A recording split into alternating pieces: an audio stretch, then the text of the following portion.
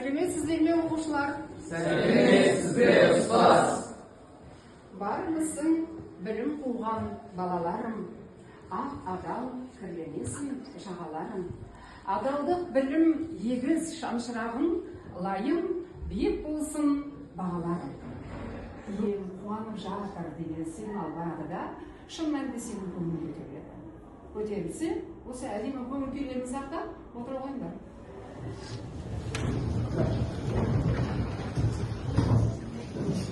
Әр топтан бір оқушы сурет салу керек болатын, яғни бала жамал, бақытсыз жамал және де бақытты жамалдың кейіпкері. Суреттерді қайтеміз, сөйлетеміз оқушылар.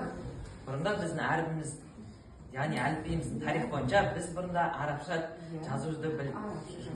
Жақсы. Сіздің суретіңізді пайдалана отырып, өте жақсы, керемет. Қараңыздаршы мына. Қараңыздаршы, бала жамал. Енді баланың қиялынан туған сурет қой. Отыра қойыңыз, тамаша сурет. Жамал бізде екі отбасы қарсы болғаннан кейін ол ғанимен қашып кетеді және сол кезден бастап ол бақытты. Ғалимен бірге жүрген кезде балалар бақытты болады ма? Болады. Ғалидің көзі тірі кезінде екеуі қол ұстасып бірге жүргенде бақытты болды ғой. Суретіңіз талантыңызға нұр жаусын. Сізге рахмет. Отыра беріңіз. Суретте Жамалдың ең ауыр, ең мұңлы сәті бейнеленген. Жақсы, оқушылар, ол суретші деген нағыз үш суреттің ішіндегі нағыз талант суретші болсын. Бала кезінде Жамал бақытты еді, бірақ та оны әкесі өзінің еркінсіз тас жұманға күйеуге беріп жібереді және сол уақыттан бастап Жамал бақытсыз болады. Бақытсыз болды, иә.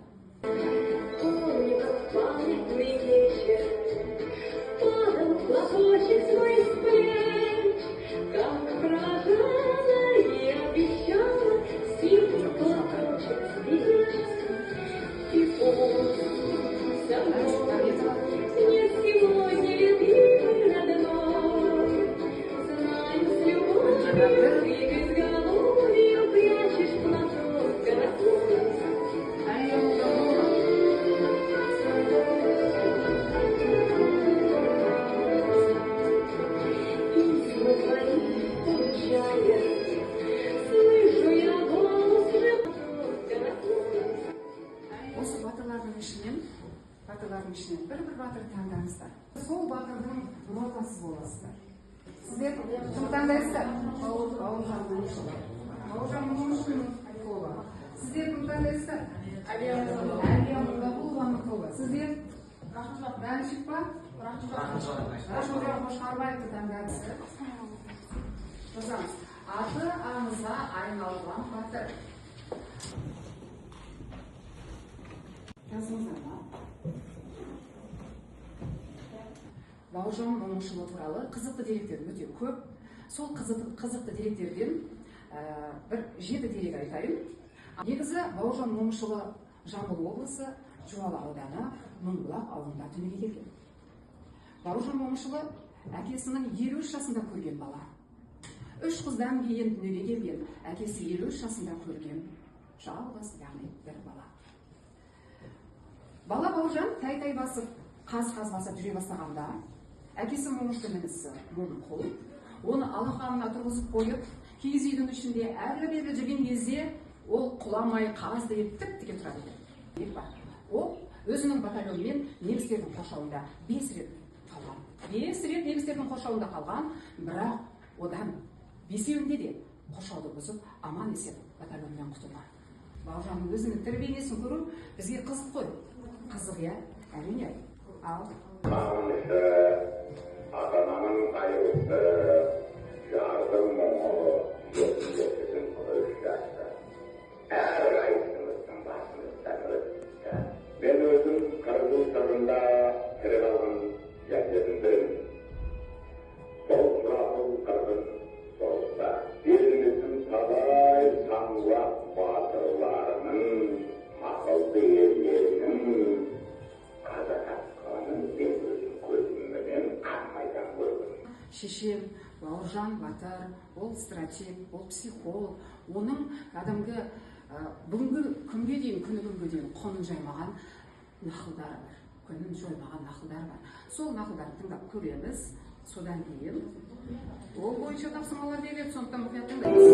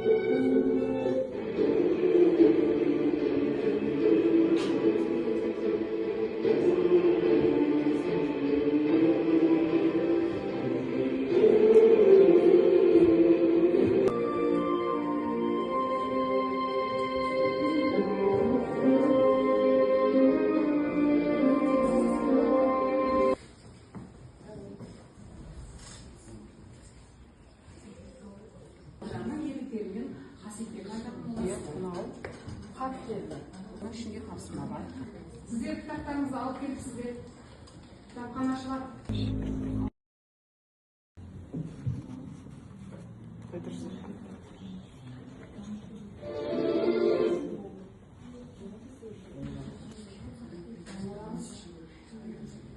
Біз Бауыржан Батырдың қасиеттері, қандай қасиеттері бар екен?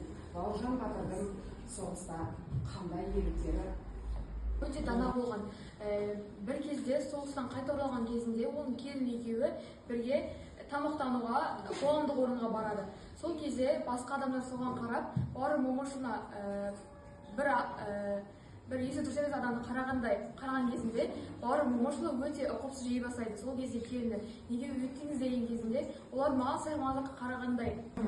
Мен сіздерге Бауыржан туралы қандай қызықты деректер баяндадым. Және көрсетілімнің ішінде Бауыржанның қандай ерліктері паш етіледі, айтылады. Кім айтады? Қайта қойыңыздар. Бауыржан момышұлы 3 жасында әкесі оны алақанына салып көтергенде ол қимылдамайды деп тіке тұрған. Бұл арқылы біз Бауыржан момышұлының кішкентай кезеңдік мінезі қайсар адам болған байқай аламыз. Бауыржанның ерліктері қанша? Бауыржан момышұлының ерліктерінің біреуі ол бізді немістің қоршауында 5 рет қалып, оның 5-еуінде де аман есен шыққан. Немістердің қоршауында 5 рет қалған, батальонмен бірге қалған, бірақ 5-еуінде де қоршауды бұзып шыққан. Өте жақсы. Өте жақсы. Сұрым. Өте жақсы. Ал. Ертеңгі бала рухани мүгедек адам. Бұл нақыл сөзінің мағынасын айта кететін болсақ, өзінің ата бабасының, яғни бұрынғы қазақ елінің Барлық бала кішкентайынан ата-әжесінен немесе үлкендерден ертегі тыңдап өскен. Яғни әр ертегінің өзіндік тәрбиелік мәні мен болады. өзім серіктесіме 2 критерий бойынша да 5 балдан беремін. Өйткені ол бәрін мінсіз айтып шықты. Бұл нақыл сөздің мағынасы, тәрбиелік мағынасы әр адам намысшыл болу керек. Ал намыс және ар оның бастауы тәрбие. Адам ең бірінші өзінің тәрбиесін жөндеу қажет. Ар намыс анасы тәрбие. Бұл нақыл сөз адамды намысшыл болуға дәріптейді. Адам намысшыл болу үшін ең алдымен тәртібін жөндеу керек. Тәртіпсіз болса ол ұзаққа бармайды. Анамыздың ақ сүтімен бойымызға тараған ана тілімізді ұмыту бүкіл ата бабамыздың тарихын және тарихын ұмыту. Бұл жерде мен бұның мағынасын түсіндіріп кететін болсам, қазіргі сәтте анасы және де әкесі қазақ, бірақ оның балдары орысша сөйлейді. Ол дұрыс емес деп ойлаймын, себебі бұрынғы заманда осы біздің қазақ тілімізді аман алып қалу үшін, жойылып кетпес үшін ата бабамыз осы үшін соғысқан. Жақсы. Ал серіктес жалғастырамыз. Осы нақыл сөздің тәрбиелік пайдасын түсіндіретін болсам, ана тілін әр азамат, әр адам құрметтеуі керек. Себебі ана тілі бізге үлкен қиындықпен келді. Осы жастайынан өсіп келе жатқан балалар ана тілін оқу арқылы өздерінің сауаттарын ашып, мейірімділікке барады. Енді домбыраларыңызды ұстаңыздар, жоғарыға көтеріңіздер.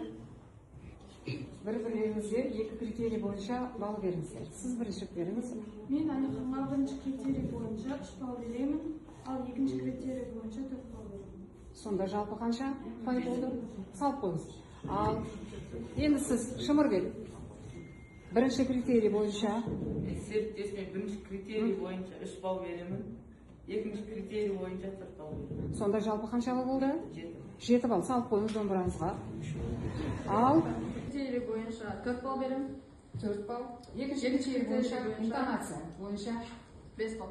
Сүю, отандық тілді, ана тілімізді білу және туып өскен жеріміздің тарихын және анамыз бен ел алдындағы парыз бен жауапкершілікке баулу болады. Бұл ең бірінші опасыз адам қандай адам екенін біліп алайық. Опасыз адам ол өтірікші, сатқын адам болып келеді. Сондықтан бұндай адамдар өз жерін қорғауға міндетті емес болу керек.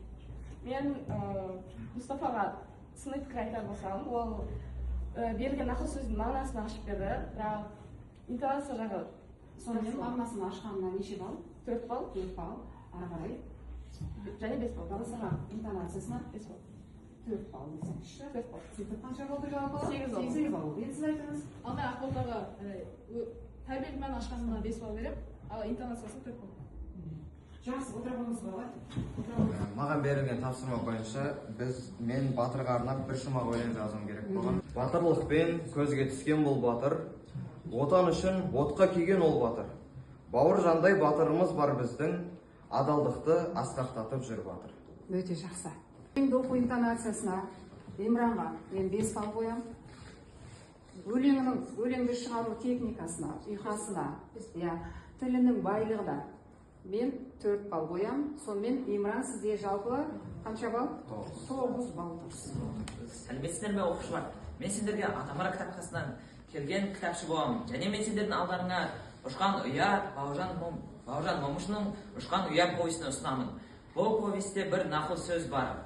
Құрық берсем құл болма, шыбық берсем шіл болма.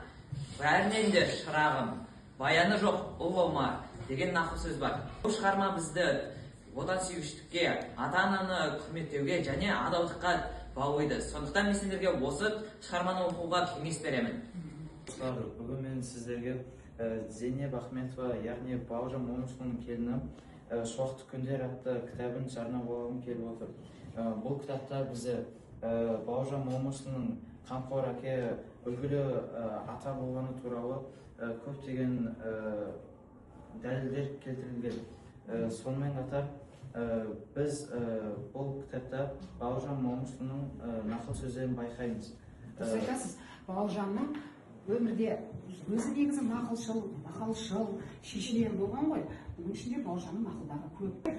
Сіздің кітапханашының бөліміне келгеніңіз, сөз мәдениетіңіз мына жерде 4 балл.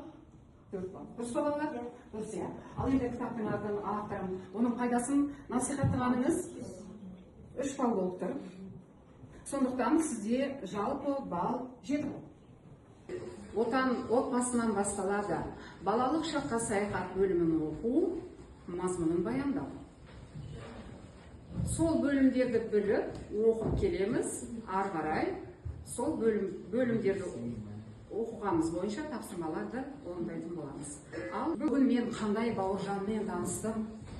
Себебі ол спираль тәрізді стратегиясын ойлап тапқан. Яғни ол жауларды, қолға түскен жаулардан жақсы шығып, оларды алдай білген. Соғыс майданында болып, және оның бесеуінде батальонмен бірге соғыстардың қоршауында қалып, одан мінсіз әдебиетші жоқ. Сондықтан да Бауыржанға арналған бір шумақ өлеңім тұр сендердің алдарында. Оған жи арқылы ән шығардым, жи шығарды әнді.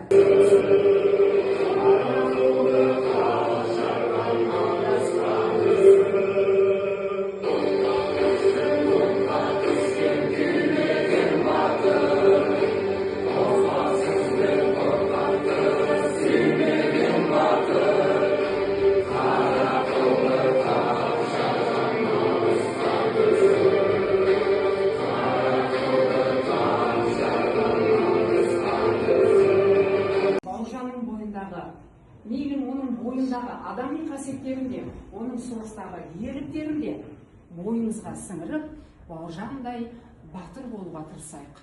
Өйткені біздің мемлекетке, біздің елге нағыз Бауыржандай хас батыр, психолог, шешен, жазушы, жан-жақты талант иелері әбден керек. Бауыржандай болайық. Сабақ аяқталды. Сау сәлемет болыңыздар.